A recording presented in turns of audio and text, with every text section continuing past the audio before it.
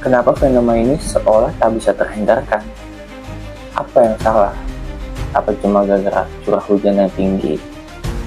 Di sini kita bakalan ngebahas mulai dari faktor utamanya dan solusi yang kita bisa dorong bersama.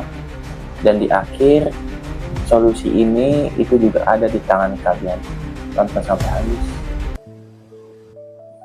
Mari kita telusuri lebih dalam. Terkait fenomena banjir ini, sebenarnya itu ada dua faktor.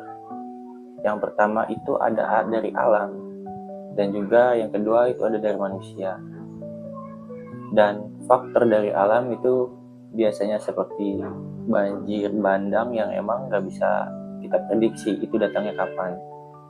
Maupun dari manusia itu terkait tentang peraturan-peraturan yang dibuat oleh pemerintah terhadap di wilayah-wilayah di sana yang sudah ditanamkan terkait kebijakan.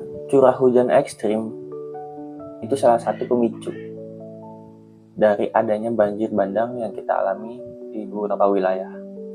Kita berada di negara tropis dan perubahan iklim membuat pola hujan makin sulit untuk diprediksi.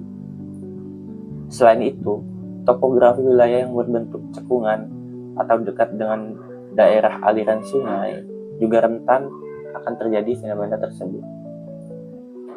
Dan faktor yang kedua yang disebabkan oleh manusia ini adalah bagian krusialnya. Pertama, deforestasi atau penggundulan hutan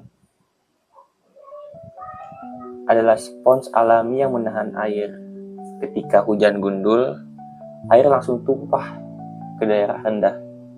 Pembangunan masif dan alih fungsi lahan itu salah satu faktor yang paling krusial yang bisa menyebabkan adanya banjir bandang.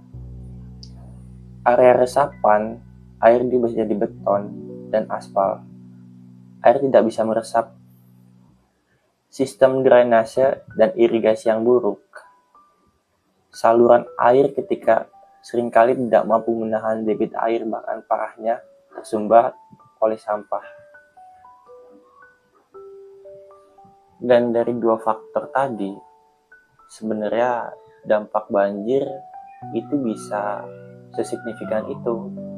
Karena memang kayak yang kemarin